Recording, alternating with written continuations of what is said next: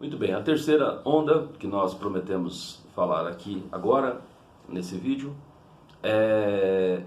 a partir dos anos 2000, é chamada as ondas das comunidades.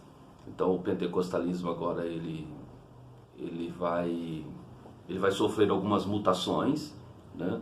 E a partir dos anos 2000 começa aí talvez um dos grandes ícones da igreja da chamada terceira onda é justamente a bola de neve e a renascer em Cristo, né? Vou usar as duas como ícones porque são provavelmente as duas maiores e são oriundas dessa década, foi a década que eles tiveram um crescimento maior, né? E qual era a vertente desse pentecostalismo da terceira onda? Primeiro que, além desses ícones, né, o bispo Rina, apóstolo Rina da Bola de Neve e o apóstolo Estevão Hernandes e a bispa Sônia Hernandes, que talvez seja mais famosa do que o próprio marido, eles formam uma igreja voltadas mais à valorização do jovem e da música. Então eles não têm um apelo, uma predisposição para a questão doutrinária, nem muito menos a questão bíblica, né? Eles são superficiais do ponto de vista do conhecimento teológico, não esses ícones evidentemente, mas as suas lideranças, e são voltadas mais para movimentos de jovens, como grandes musicais, grandes eventos de louvor, e os jovens, a partir dos anos 2000, vão voltando para a igreja, que eles tinham saído das igrejas, né? Eles vão voltando, e é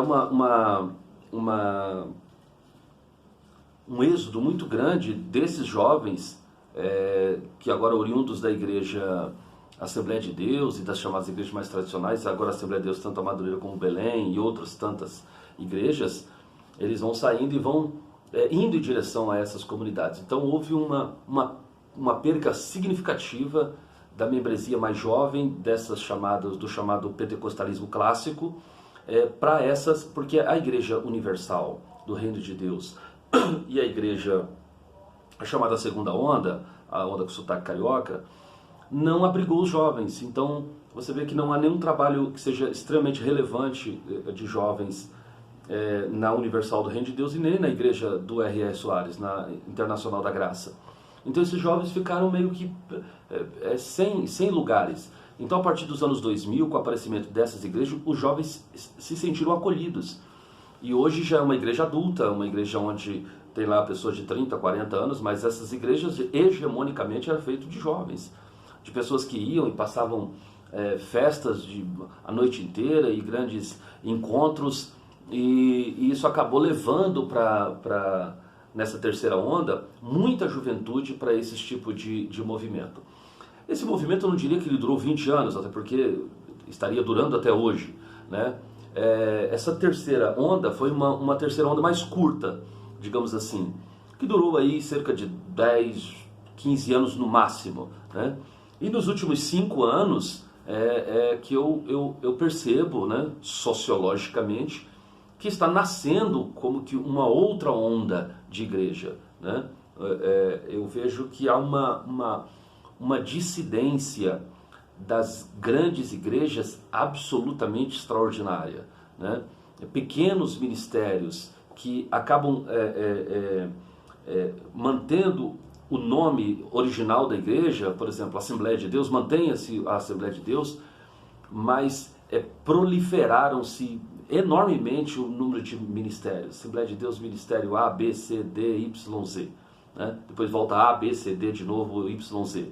Ou seja, há uma vulgarização do nome Assembleia de Deus para os mais diferentes ramos. É como se a Assembleia de Deus fosse um nome forte que pudesse abrigar todas essas pessoas. E eu vejo nisso uma igreja descaracterizada. Então, hoje é muito comum alguém dizer: você é de qual igreja? Assembleia de Deus. Talvez aí as pessoas mais antigas, mesmo as não cristãs, que conhece um pouco da Assembleia de Deus, então a Assembleia de Deus, aquela igreja fulana, não, a minha igreja ela tem essa e essas práticas, ou seja, manteve-se a alcunha, o nome, Assembleia de Deus, mas houve uma deteriorização de todos os processos, até mesmo litúrgicos das Assembleias de Deus e doutrinário, e virou uma igreja descaracterizada, ok? Veja, e aí a questão de obreiros, os obreiros têm essa questão de estar na Assembleia de Deus, mas para não estarem divididos. Houve um crescimento gigantesco, enorme. Eu estou falando de 5 anos, apenas para, ou 5, 10 anos, apenas para falar do fim de uma onda e o começo de outra, mas esse processo já é mais antigo do que isso.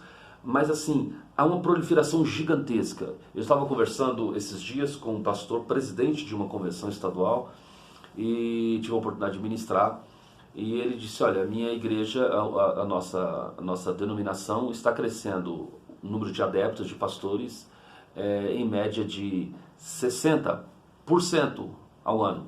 Não há crescimento nenhum de 60% ao ano, nem nada nessa vida, né? Então, é um número de pastores que acabam saindo das grandes instituições e para não ficarem fora desse guarda-chuva poderoso chamado o nome Assembleia de Deus, eles acabam colocando um subministério, ministério esse, ministério aquele, e aí as práticas doutrinárias são diferentes, normalmente são mais maleáveis, são mais, não são tão burocráticos, não são tão rigorosos e acabam atraindo um grande número de pessoas. Tem o lado ruim porque descaracteriza o nome desse movimento pentecostal genuíno que é a Assembleia de Deus.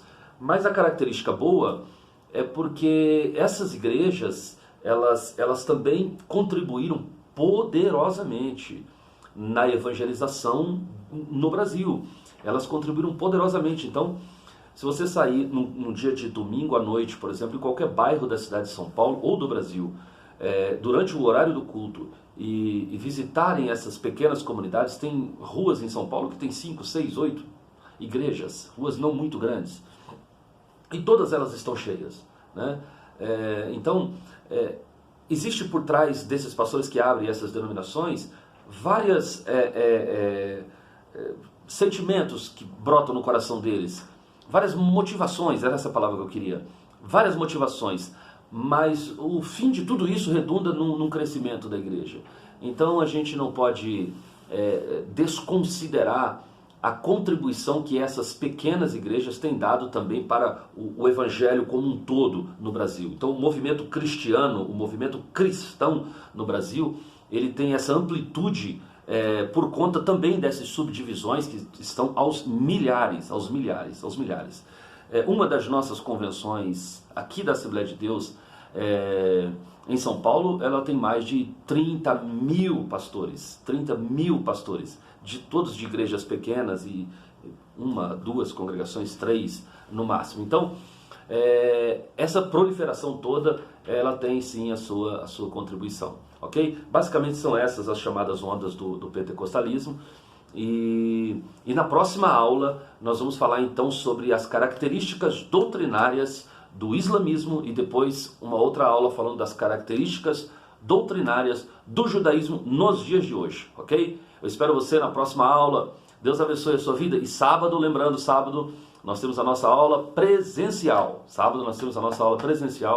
Eu aguardo vocês em nome de Jesus. Deus abençoe.